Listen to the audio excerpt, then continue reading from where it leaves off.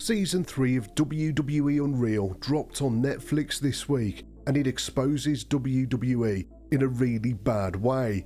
Unreal has always been pitched as a gift to the fans, a chance to see how the sausage gets made. The cameras take you inside the writer's room to see the chaos and the conversations that only happen behind closed doors.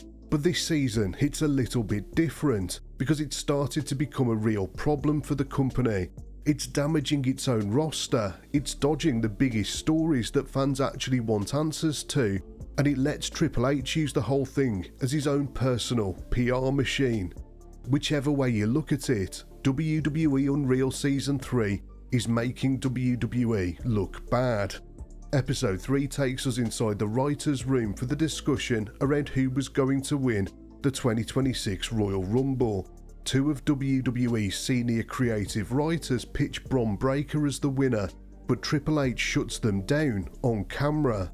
He questions whether Bron can actually pull it off, whether he can handle it mentally, and whether the fans will even accept him. He worries out loud that pushing Bron to the top might feel like WWE is shoving him down the fans' throats. Bron Breakker now has to go out and work in front of an audience that knows the boss doesn't rate him.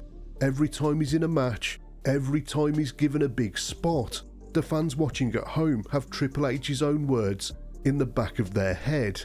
You can't put that back in the box now it's out there, and it doesn't just damage Bron in the short term, it damages any push he gets down the line, because the next time WWE tries to build him up as a top guy, the fans will remember that even the boss wasn't sure about him. This is WWE exposing one of its most promising superstars in a really bad way. Later in that same episode, the writer's room turns to the question of when to call up NXT talent, and Bruce Pritchard goes on camera and says that the guys coming up from NXT aren't going to be ready when they get to the main roster. He was talking about Trick Williams and Obafemi, two men who were absolutely ready to be called up. Femi was a two-time NXT champion who had literally left the title in the middle of the ring because there was nothing left for him to prove. Trick was a two-time former NXT champion and had been a main event fixture on the brand for over 2 years. Pritchard's comments dismissed two of the biggest stars NXT has ever produced, and those comments were said out loud on camera on a show that millions of people might watch. Trick Williams and Obafemi now have to work in front of fans that know how one of their most senior bosses talks about them behind closed doors. It doesn't do a lot to instill fan confidence in them.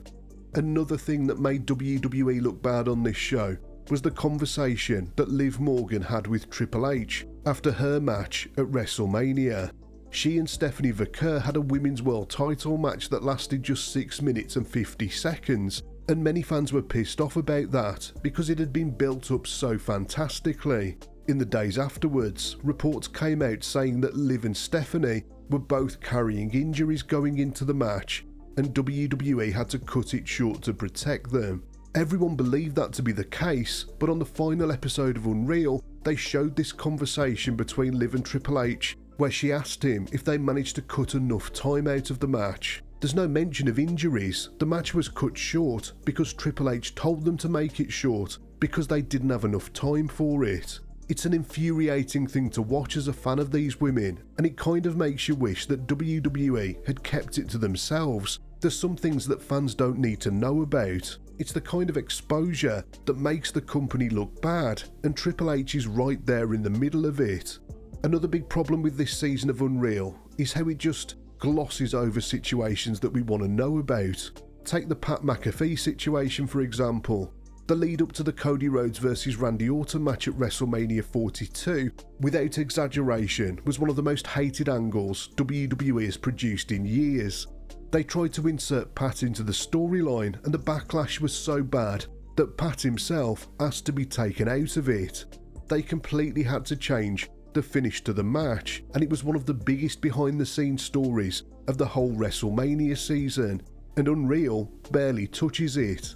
Instead of engaging with it, the show puts Cody on camera and lets him frame the whole thing as a positive. He calls WrestleMania 42 his favourite ever and talks about how proud he is of the match. He describes the challenge of the McAfee situation as making chicken salad out of chicken shit, as if that was the plan all along. It's like they're whitewashing the situation. The fans hated that angle, and the show pretends that they didn't. Another moment that makes WWE look bad on this show is how they handle Cena's retirement match.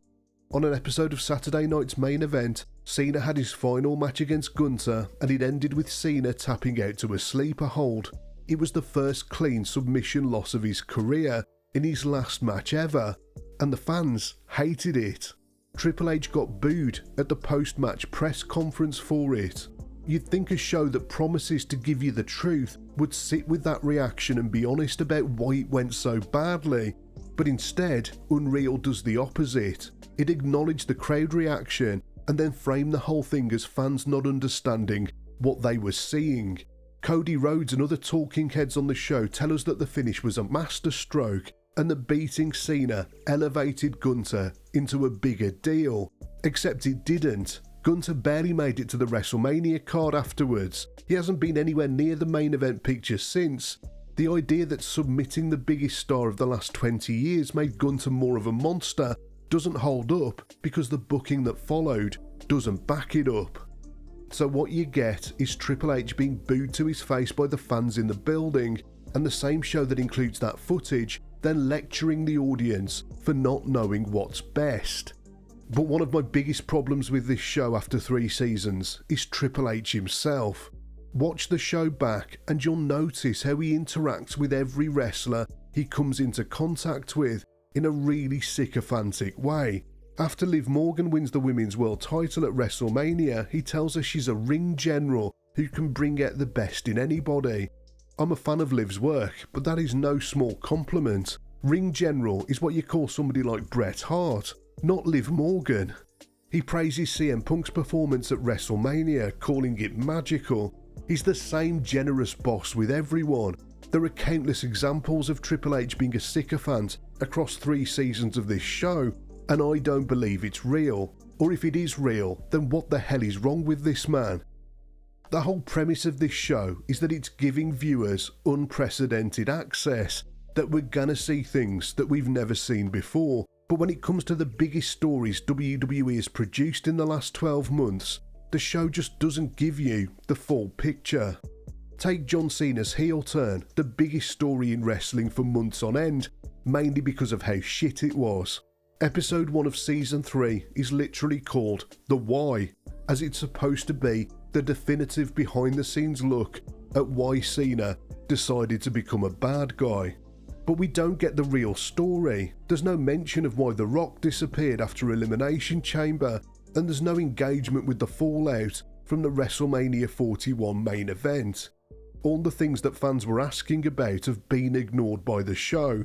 Instead, we get John Cena and Triple H trying to work out what the fictional John Cena's motivations for turning heel actually were, coming up with some nonsense about how Cena has grown to hate the new guard of wrestlers coming through or something.